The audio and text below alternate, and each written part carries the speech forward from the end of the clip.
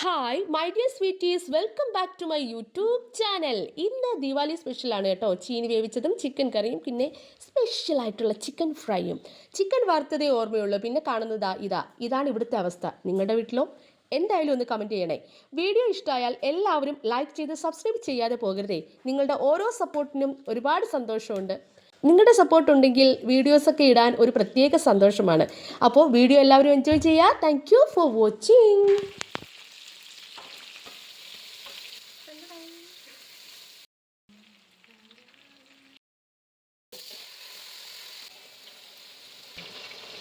നാരകത്തിൻ്റെ ഇല കേട്ടോ, അടിപൊളി ടേസ്റ്റാണ്. ട്രൈ ചെയ്ത് നോക്കണേ.